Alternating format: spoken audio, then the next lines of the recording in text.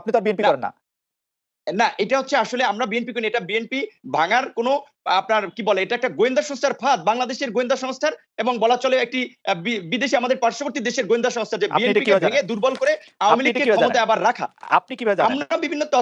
আমরা বিভিন্ন তথ্য নিয়ে জানতে পেরেছি। সো আমরা এই সরকার সুবিধা পায়, ক্ষমতায় থাকে এমন কোন কাজ আমরা করব না, যে এই কারণে সরকার আমরা তো এই রেজা কিবরিয়ার বিরুদ্ধে ক্ষুব্ধ হয়েছি। গত কয়েক মাসে এই সরকার সবচেয়ে বেশি সুবিধা পেল তো আপনার কারণে। আপনি রেজা কিবরিয়াকে বিতর্কিত করলেন, আপনি গণতন্ত্র মঞ্চ থেকে বেরিয়ে আসলেন, সেটিও তো সরকারের সুবিধা। আমরা কি বলতে পারি আপনিও সরকারের সাথে অনেকখানি ঘনিষ্ঠ এবং আপনি সরকারের অনেকখানি না সমালোচনা করলেও আপনি দেখেন, আপনি বলেছেন প্রধানমন্ত্রী 27 জন লোক নিয়ে বিমান রেডি আছে, চলে যাবেন, তারপরেও আপনার কিন্তু কোনো সমস্যা হয় না। আমরা কি বলতে পারি যে সরকারের সাথে আপনার এক ধরনের ঘনিষ্ঠতা রয়েছে?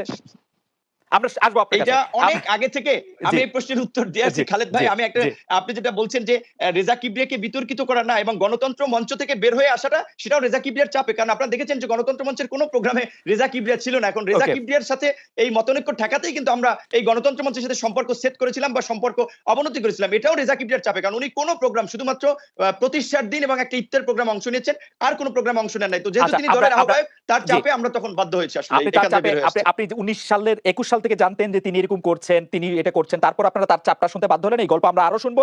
আমরা একটু জনাব সাদ্দাম আপনার কাছে যেতে চাই। জনাব সাদ্দাম, আমি আপনার অনুমতি নিয়ে আপনাকেও কিছু গুচ্ছ প্রশ্ন একসঙ্গে করতে চাই। আমরা জানি যে আপনি অত্যন্ত সুবক্তা, ক্ষুরধার যুক্তি আপনার, সেজন্য আমি আপনার কাছে কিছু প্রশ্ন নিয়ে আসতে চাই এবং আইনের ছাত্র, বিশেষ ভালো ছাত্র, সেজন্য আমি আপনার কাছে কিছু প্রশ্ন আসতে চাই, আপনি যদি অনুমতি দেন। জনাব সাদ্দাম।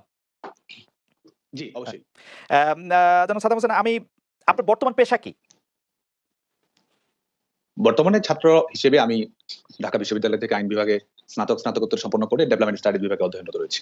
আপনি কোন ধরনের টাকা পয়সা আর্ন করার সাথে, যেটাকে আমরা পেশা বলি, যে চাকরি করলে পয়সা পাওয়া যায়, এরকম কোনো কিছুর সাথে কি আপনি যুক্ত আছেন? ব্যবসা বাণিজ্য, না, চাকরি? সে ধরনের কোনো পেশার সঙ্গে আমি যুক্ত নই। আপনি যে গাড়ি চড়েন তা কার টাকায় কেনা? দেখুন, আমরা যেটি করি সেটি হচ্ছে যে আমরা বাংলাদেশ ছাত্রলীগের সাংগঠনিক কর্মকাণ্ড পরিচালনা করার জন্য, আমাদের বৃহত্তর সংগঠন হওয়ার কারণে সাংগঠনিক গতিময়তা বৃদ্ধি করার জন্য আমরা কিন্তু বিভিন্ন সময় স্থায়ী কোনো গাড়ি আমরা ব্যবহার করি না। আমরা যখন জেলা সফরে যাই, বাইরে যাই, কখনো ট্রেনে যাই, কখনো প্লেনেও যাই, এটিও সত্য। আমরা একই সঙ্গে আমাদের সংশ্লিষ্ট ইউনিটের নেতৃবৃন্দ থাকে, শুভাকাঙ্ক্ষী থাকে, তাদের সবার সহযোগিতাতেই আমরা অনেক সময় গাড়ি ব্যবহার করি। আমাদের নিজস্ব স্থায়ী কোনো গাড়ি নেই। আপনি কি গত কিছুদিন ধরে কালো রঙের 7 সিটের একটা টয়োটা স্কয়ার অনেক বেশি চড়ছেন? হ্যাঁ, সেটা আমি ব্যবহার করি। কারণ হচ্ছে যে আপনি জানেন, হ্যাঁ, আমি সেটা বলছি, সেটা হচ্ছে আপনি জানেন যে আমি অন্য গাড়ি ব্যবহার করতাম, এর আগে বাইক ব্যবহার করতাম।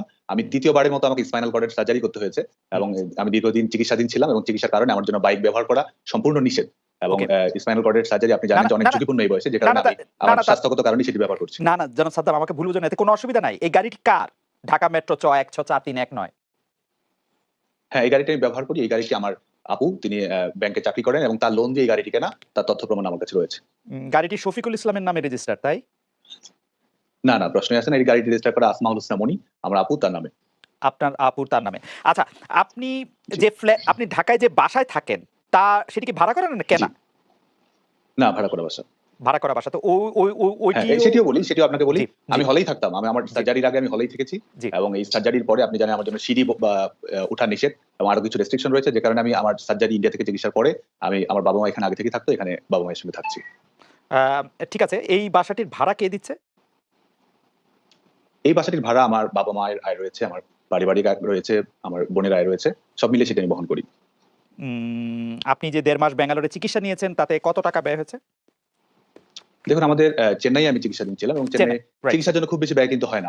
এবং আমাদের বাংলাদেশের প্রাইভেট হসপিটালে যে ধরনের চিকিৎসা ব্যয় প্রয়োজন হয়, সেখানে সেটি একই রকম, কাছাকাছি রকমেরই। চেন্নাইতে অ্যাপোলো হাসপাতালে আপনার স্পাইনাল কর্ড ইনজুরি আছে, সেটা খরচ $7,500 পর্যন্ত হতে পারে, বাংলাদেশি টাকায় 8 লাখ বা 9 লাখ টাকার মতো। সেটি হ্যাঁ, সে ধরনের হতে পারে। আর সব মিলিয়ে প্রায় 20 লাখ টাকার মতো খরচ হয়েছে।